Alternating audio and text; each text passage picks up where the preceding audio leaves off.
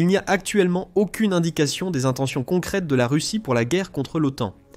C'est ce qu'a déclaré Bruno Kahl, président du service de renseignement fédéral allemand, en novembre dernier. En 2024, il a averti que la Russie pourrait probablement attaquer l'Occident d'ici la fin de la décennie. En mars 2025, cette déclaration n'aura pas bien vieilli.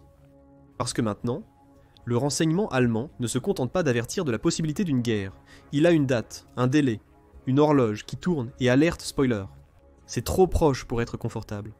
Voici tout ce que vous devez savoir. Les services de renseignement européens surveillent de près la Russie et son président Vladimir Poutine depuis un certain temps. On craignait depuis longtemps que l'Ukraine ne soit pas l'objectif final, mais juste le début. Et maintenant, ces craintes se réalisent. Et ils ont des preuves pour le soutenir. La preuve en question est une évaluation complète, produite conjointement par le service fédéral de renseignement de l'Allemagne, le Bundesnachrichtendienst et la Bundeswehr, les forces armées de l'Allemagne. Et leur conclusion est glaçante.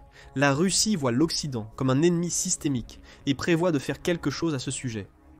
Selon les documents, le régime de Poutine ne se limite pas à l'Ukraine, mais se prépare à un affrontement à long terme avec l'OTAN. Le pays est prêt et se prépare à utiliser la force militaire pour faire avancer ses objectifs impérialistes. Il n'est donc pas étonnant que les médias allemands majeurs s'inquiètent de cette évaluation. Süddeutsche Zeitung, l'un des journaux les plus respectés du pays, Westdeutscher Rundfunk et Norddeutscher Rundfunk, deux des principaux diffuseurs publics. Tous ont fait état de cette évaluation préoccupante fin mars. Et ils ne se contentent pas de citer l'évaluation, ils ont eux-mêmes analysé les renseignements. Jörg Schmidt, le chef adjoint du département d'investigation de Süddeutsche Zeitung, a creusé ce sujet. Avec ses collègues de Westdeutscher Rundfunk et Norddeutscher Rundfunk, il a examiné en détail les rapports internes du Bundesnachrichtendienst et de la Bundeswehr. Leur verdict: Poutine ne s'arrête pas à l'Ukraine, mais il surveille aussi l'OTAN. Il songe à l'article 5, pilier de l'Alliance. Si un membre est attaqué, tous doivent réagir. La vraie question est, vont-ils le faire? Et plus important encore, Poutine croit-il qu'ils le feront? C'est peut-être le pari qu'il s'apprête à faire. Maintenant. Ce pari sur l'article 5 a également été discuté plus tôt en mars par nul autre que Kahl. Kahl avait affirmé que la Russie cherchait à tester la détermination de l'OTAN. Poutine cherchait à tester la réaction des États-Unis pour déterminer jusqu'où ils iraient dans le soutien de leurs alliés. Si la Russie déclenchait l'article 5, l'OTAN le soutiendrait-elle vraiment? Comme l'a dit Kahl, nous devons supposer que la Russie veut mettre à l'épreuve l'unité de l'Occident. Avec les États-Unis pratiquement absents, ce n'est plus une simple théorie. Kahl a révélé que ces discussions débordent des agences de renseignement et se répandent dans les médias plus larges. Même en Russie elle-même, le Kremlin débat ouvertement de la confiance que l'Occident place dans ses propres engagements de défense. Recevoir de telles mises en garde de l'une des agences de renseignement les plus respectées et efficaces au monde est significatif. Une agence avec plus de 300 emplacements en Allemagne et à l'étranger est une affaire sérieuse. Le fait que Bruno Kahl, le meilleur espion de l'agence, parle publiquement d'eux aggrave davantage la situation. L'inspecteur général de la Bundeswehr, le général Carsten Breuer, intervient également avec un avertissement tout aussi glaçant. Quand les chefs des services de renseignement et de l'armée allemande disent que la menace est réelle et imminente, il devient clair que l'Europe est vraiment dans le viseur et que le temps presse.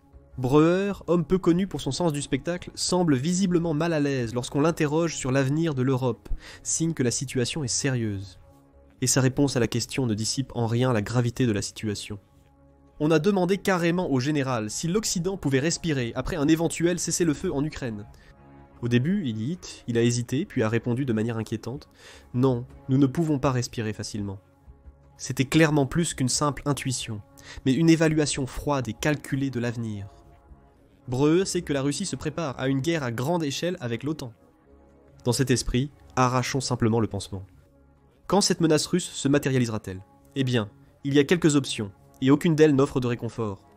Le moment précis dépend largement de l'évolution de la guerre en Ukraine, rendant les prédictions délicates.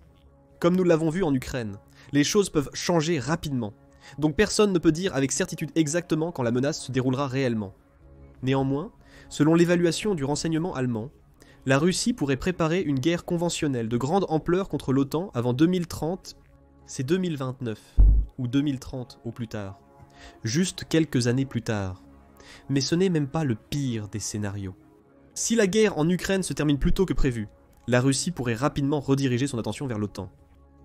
Selon Kahl, Une fin précoce du conflit permettrait à la Russie de redéployer ses forces militaires et de cibler l'Europe plus tôt que prévu.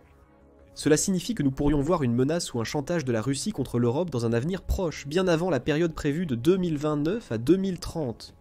De plus, si le conflit ukrainien perdure, la Russie resterait prête pour un affrontement majeur d'ici 2029, la fin de la décennie. D'ici là, la Russie aura probablement accumulé toute la capacité militaire nécessaire pour défier l'OTAN, quel que soit ce qui se passe en Ukraine. Cette prédiction peut sembler effrayante, mais elle soulève une question cruciale. Comment la Russie pourrait-elle y parvenir? Par des moyens militaires. Toutes les capacités militaires du pays ont été décimées en Ukraine, subissant des pertes records. Prenez simplement le rapport du 4 avril du chef d'état-major des forces armées ukrainiennes comme exemple. Selon le rapport, en un peu plus de 3 ans, la Russie a perdu un nombre stupéfiant de 929 150 troupes. Ce chiffre comprend les soldats tués, blessés et capturés. Bien que ce ne soit pas tous des morts, le nombre reste exceptionnellement élevé. La perte de près d'1 million de soldats en un peu plus de 3 ans est un coup dévastateur pour n'importe quelle armée.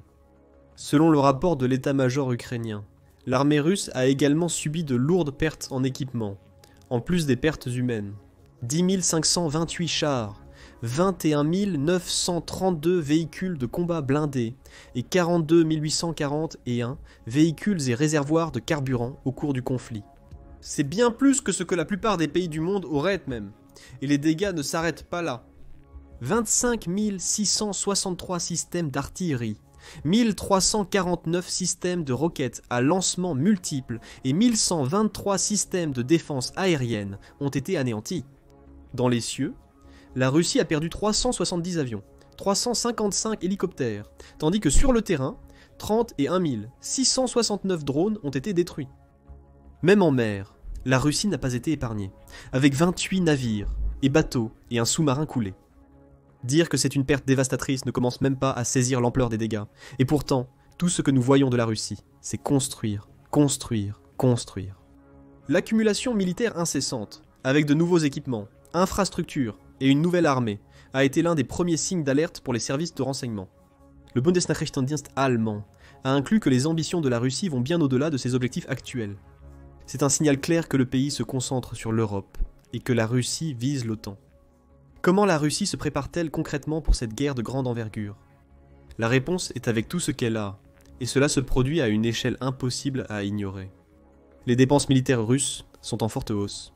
En 2025, le pays devrait allouer une somme stupéfiante de 13,5 billions de roubles à son budget de défense, soit plus de 6% de son produit intérieur brut.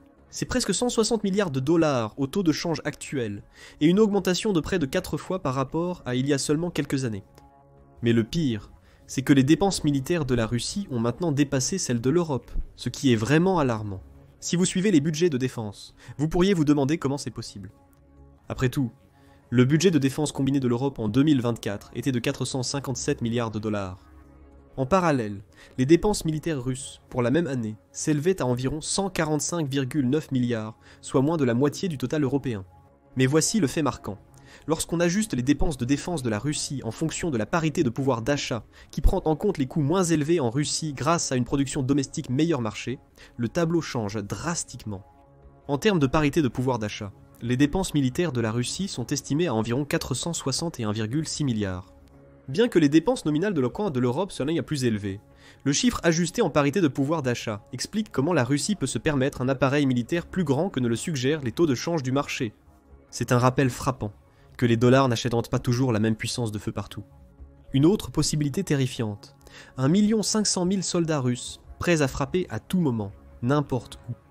Malheureusement, ce n'est pas seulement le vœu pieux de Poutine, c'est une expansion massive du personnel déjà en cours. Vous voyez, d'ici 2026, l'armée russe prévoit d'augmenter ses rangs à 2,39, 1 500 000 soldats, dont 1 500 000 seront des militaires actifs. À cette fin, le gouvernement russe a envoyé un appel militaire à 160 000 hommes âgés de 18 à 30 ans le 1er avril. C'est le plus grand nombre de conscrits depuis 2011. Voici le point culminant. Le vice-amiral Vladimir Semliansky, chef adjoint du département principal d'organisation et de mobilisation de l'état-major général russe, a affirmé que ces conscrits ne seraient pas déployés au combat en Ukraine. Bien qu'aucun détail spécifique n'ait été donné, ce genre de déclaration est devenu très routinier à chaque fois que la Russie lance quelque chose. Un projet visant probablement à rassurer le public que l'armée respecte les lois, interdisant le déploiement de conscrits non suffisamment formés dans les zones de combat. Mais en lisant entre les lignes, le timing et l'échelle de cette mobilisation suggèrent toujours que la Russie pourrait se préparer à quelque chose de bien plus grand. Mais l'armée russe ne fait pas que grandir, elle devient aussi plus forte. Selon les évaluations, les niveaux de force et l'équipement russe, près des frontières de l'OTAN, devraient augmenter de 30 à 50 d'ici 2026. Cela implique davantage de troupes et d'armements avancés, ainsi qu'une hausse notable de la puissance de feu visant directement le flanc est de l'OTAN. Le renseignement allemand a aussi évalué ce sujet. Selon les responsables, les forces terrestres russes, près de la Baltique, ont été engagées en Ukraine pour le moment. Mais les 3/4 d'entre elles sont toujours là, tenant le terrain. Que se passe-t-il à leur retour chez eux? Les conséquences sont évidentes. La marine et l'armée de l'air russe, qui restent en état d'alerte élevé, seront probablement redéployées rapidement, peut-être même en envahissant le flanc est de l'OTAN. Avec ses forces déjà prêtes, la Russie peut passer du combat en Ukraine à la confrontation avec l'OTAN en un instant. La restructuration militaire de la Russie est aussi évidente. La création de nouveaux districts militaires, comme celui de Saint-Pétersbourg, signale que les forces russes sont maintenant tournées vers l'ouest. Ces changements représentent un réalignement des ressources préparées pour une éventuelle confrontation avec l'OTAN. Breuer a évoqué ces points lors de son passage dans l'émission Meichberger. Nous observons des structures militaires clairement orientées vers l'ouest, avec des armements entrant dans les dépôts et un renforcement du personnel. Son travail est de détecter les signes avant-coureurs des menaces militaires, et actuellement, il perçoit une menace à l'horizon. Tout cela mis ensemble, que obtenons-nous? Une Russie très bien préparée, renforçant ses forces, se réarmant rapidement et se positionnant pour un avenir où la prochaine cible n'est pas l'Ukraine, mais l'OTAN. Alors que fait l'OTAN à ce sujet? L'OTAN rend sa position très claire. Toute attaque contre un membre de l'OTAN déclenchera une réponse dévastatrice de l'Alliance. Mark Rutte, secrétaire général de l'OTAN, a été sans ambiguïté dans sa récente déclaration. Il a souligné que si la Russie ou un autre agresseur s'attaque à un membre de l'OTAN par erreur de calcul, ils feront face à toute la puissance de l'Alliance. L'OTAN soutient ces propos audacieux par des actes. Tous les membres, en particulier la Pologne, s'efforcent d'augmenter leur budget militaire. Ce joueur clé dans la défense orientale de l'OTAN et cible potentielle de la Russie a fortement investi dans ses défenses, comme vous l'entendrez par la suite. Si bien que le pays est classé numéro 1 des dépenses de l'OTAN, en part du produit intérieur brut, et oui, cela inclut les États-Unis. C'est ce que dépenser un stupéfiant 4,1% de votre produit intérieur brut en défense vous apporte. Suivant l'exemple brillant de la Pologne, l'ensemble de l'Europe semble se réveiller. En mars 2025, la Commission européenne a dévoilé un livre blanc sur la défense européenne, établissant une stratégie pour renforcer la posture de défense de l'Union européenne durant les 5 prochaines années. Par coïncidence ou absolument pas, 5 ans est à peu près la même échéance, attachée à une attaque russe par le renseignement allemand. Le plan, appelé « Initiative de préparation à la réarmement de l'Europe 2030 », vise à accroître l'investissement militaire sur le continent pour renforcer la capacité de défense globale de l'Europe. Donc quel est le montant en question ici? Est-ce un autre cas où la Russie dépense davantage? Pas du tout. Un stupéfiant 880 milliards de dollars seront alloués pour renforcer les capacités de défense européennes. L'Union européenne levant jusqu'à 165 milliards de dollars sur les marchés de capitaux pour alimenter son effort. Ces fonds serviront aux achats conjoints, à l'infrastructure militaire et à l'amélioration des industries de défense des États membres de l'Union européenne. Le livre blanc se concentre sur la fermeture des lacunes capacitaires clés et identifie plusieurs domaines critiques à aborder. Premièrement, la défense aérienne et antimissile de l'Europe investira dans un système unifié et multicouche pour se protéger contre diverses menaces aériennes. Des missiles balistiques et hypersoniques aux drones, cela fournira un bouclier robuste contre les capacités aériennes croissantes de la Russie. Deuxièmement, l'Union européenne envisage d'accroître la production d'artillerie avancée et de missiles longue portée pour permettre à l'Europe d'effectuer des frappes précises contre des cibles terrestres. De plus, une réserve stratégique de munitions sera développée tandis que la production augmentera à au moins 2 millions de cartouches de munitions d'artillerie par an. Plus précisément pour soutenir l'Ukraine. Numéro 3. Drones et systèmes anti-drones. L'Union européenne est désireuse d'améliorer ses capacités en matière de systèmes sans pilote, y compris les drones qui peuvent opérer sur terre, dans l'air et sur l'eau. Les drones se sont avérés être un multiplicateur de force dans le conflit ukrainien, donc l'Union européenne prévoit de renforcer ses propres capacités. Quatrièmement, la mobilité militaire. Un réseau pan-européen de corridors terrestres, aéroports et ports maritimes sera créé pour permettre un déplacement rapide des troupes et de l'équipement. Cela assurera un renforcement rapide du flanc est de l'OTAN, notamment en Pologne et dans les pays baltes. 5. La cybersécurité et la guerre électronique. Face à la hausse des cybermenaces, l'Union européenne s'engage à renforcer ses capacités de cybersécurité. Se concentre sur l'intelligence artificielle, l'informatique quantique et la guerre électronique pour protéger les infrastructures critiques et les actifs militaires. Maintenant, disons l'évidence. Ce plan est presque sur mesure pour faire face aux menaces exactes posées par la Russie. Il pourrait tout aussi bien être appelé l'initiative de réarmement de l'Europe contre la Russie 2030. Le seul point positif, si on peut l'appeler ainsi, est que la Russie ne sera pas prête pour une guerre totale dans un avenir immédiat. De plus, même lorsque ce moment viendra, la Russie ne cherchera probablement pas à s'emparer de vastes territoires, comme le décrit Karl, mais à créer une division au sein de l'OTAN. D'ici là, la Russie pourrait cibler des pays de l'OTAN de manière individuelle. Cette évaluation ne provient pas des officiers de renseignement allemands, mais de leurs amis du département de la sécurité d'État de Lituanie, Valstybės Saugumo Departamentas. Selon le Valstybės Saugumo Departamentas, bien que la Russie ne soit pas encore capable d'une attaque à grande échelle contre l'OTAN, la possibilité d'une action militaire plus limitée contre un ou plusieurs États de l'OTAN reste très présente sur la table. En fait, l'agence suggère que la Russie pourrait percevoir une telle attaque comme un moyen de provoquer un conflit rapide et localisé, croyant que l'OTAN pourrait réagir trop tard ou pas du tout. Ce pari risqué soulève une question importante. Quel pays de l'OTAN pourrait finir par être la cible de cette dangereuse expérience ? Que diriez-vous si nous vous disions que plusieurs pays de l'OTAN sont déjà ciblés par la Russie, mais pas de manière conventionnelle ? Selon les renseignements allemands, la Russie mène déjà une campagne croissante de subversion et de sabotage contre des cibles européennes. Il ne s'agit pas uniquement d'un simple espionnage, mais d'une attaque audacieuse et violente contre tout ce qu'un pays juge essentiel. Selon le Centre d'études stratégiques et internationales, cela inclut des cibles de transport comme les trains, les véhicules et les avions qui ont été touchés dans 27% de tous les incidents. Des cibles gouvernementales comme les bases militaires et les fonctionnaires qui représentaient un autre 27%. Les pipelines, câbles sous-marins et réseaux électriques représentant 21% des cibles d'infrastructures critiques attaquées. Les entreprises de l'industrie de la défense telles que BAE Systems, Rheinmetall, DL et EMCO subissent 21% des attaques. Le Glavnoye Razvedivatelnoye Upravlenie, principal service de renseignement russe, est responsable d'une hausse inquiétante de ces attaques. Le nombre a presque triplé entre 2023 et 2024, après avoir déjà quadruplé entre 2022 et 2023. Les tactiques les plus courantes sont les explosifs et les incendiaires avec 35%, les instruments contondants ou tranchants comme les encres avec 27% et les attaques électroniques avec 15%. Ces attaques ne se limitent pas à un seul pays. La Russie a jeté un large filet à travers l'Europe, ciblant délibérément les nations qui sont des acteurs clés de l'Alliance occidentale et celles qui ont soutenu l'Ukraine. Au Royaume-Uni, les services de renseignement russes ont orchestré une campagne visant à semer le chaos. Richard Moore, chef du Military Intelligence, section 6, Secret Intelligence Service, a révélé qu'ils ont découvert une campagne de sabotage russe très imprudente en Europe. Une campagne menaçant non seulement les côtes britanniques, mais aussi tout le continent. L'Allemagne est également devenue une cible majeure de cette guerre de l'ombre. Thomas Haldenwang, ex-président de l'Office fédéral allemand pour la protection de la Constitution, l'a signalé. La Russie utilise tout ce qu'elle a dans son arsenal. Des cyberattaques sur l'infrastructure aux missions de sabotage brutales, conçues pour ébranler les fondations de l'État. Selon Karl, l'Allemagne est en confrontation directe avec la Russie. Il a exprimé ce sentiment de manière encore plus crue.